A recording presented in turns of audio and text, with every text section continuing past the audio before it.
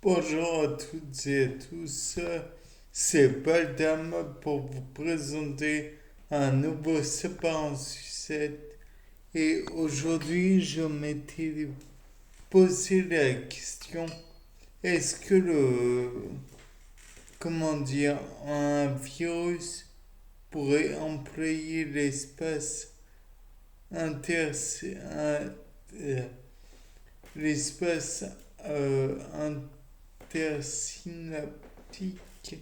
Ce n'est pas forcément des plus simples à dire pour finalement être plus à l'aise dans notre corps. Oui, l'espace intersynaptique, c'est une partie qui est entre le bouton présynaptique et post-synaptique qui convertit le potentiel d'action en, en charge de neurotransmetteurs. C'est pas très clair.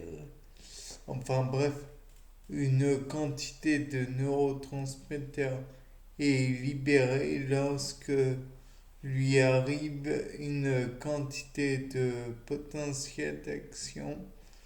Ça apparaît au bouton présynaptique pour faire face au- à l'espace intersynaptique, puis est réceptionné en post-synaptique. Et donc, je me suis demandé peut-être qu'il y avait un virus qui prenait donc la place d'un neurotransmetteur ou venait se fixer sur le neurotransmetteur et donc empêcher la réception de celui-ci.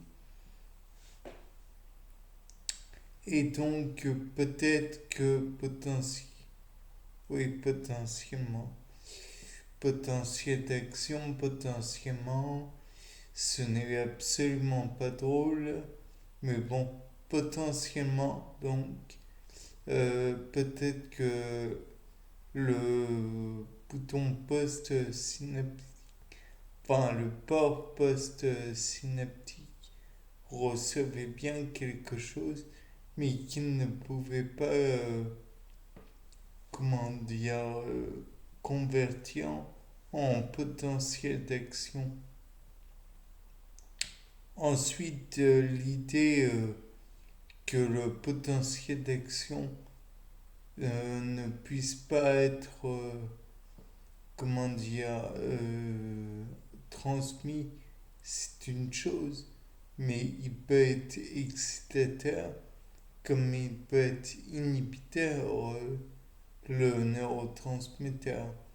Donc peut-être que il pourrait changer par exemple un excitateur en inhibiteur. Par exemple, je ne sais pas, peut-être euh,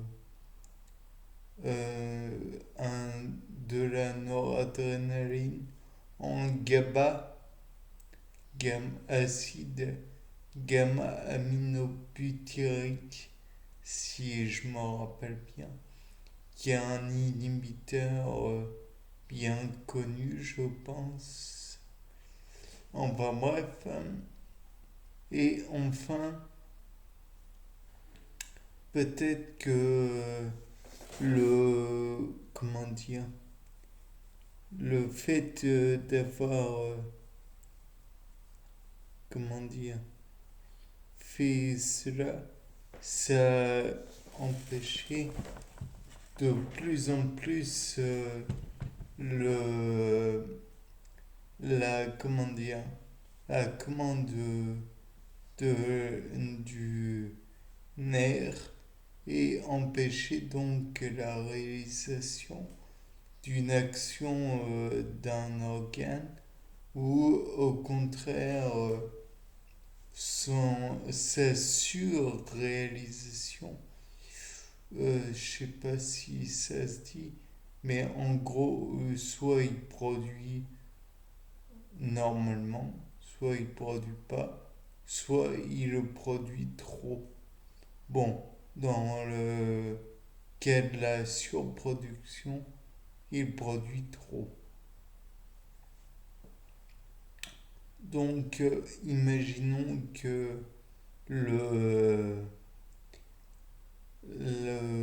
comment dire, la toxine fasse produire trop, alors peut-être va-t-il y avoir une sur-représentation de ce qui est produit nerveusement et donc il va y avoir beaucoup trop de produits. Peut-être est-ce ce qui se réalise avec Clostridium tetani, puisque le tétanos est avant tout un état du muscle, à savoir la contraction maximale. Peut-être que là encore, ça produit trop de contraction parce que ça envoie de la toxine tétanique.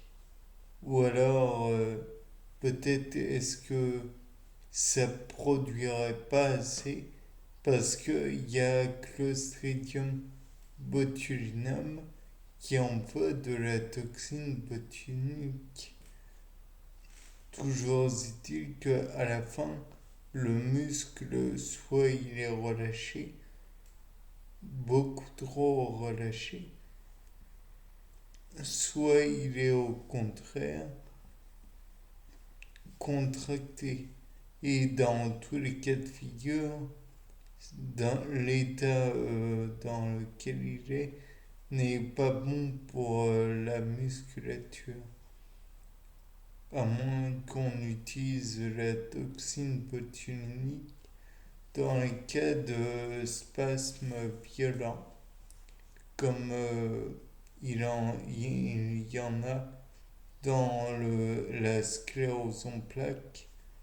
Et dans ce cas, on utilise cette toxine botulique pour calmer la spasticité, donc le fait qu'il y ait trop de spasmes dans la jambe, dans le muscle. Ça peut être la jambe, oui, mais ça pourrait être un autre muscle.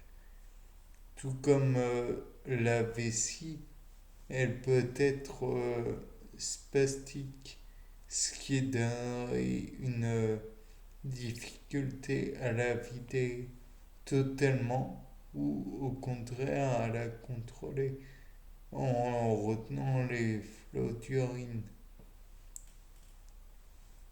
Tout cela n'est qu'hypothèse, donc je vous laisse à vos réflexions. C'était Paul Dame pour un nouveau sapin en sucette. Au revoir.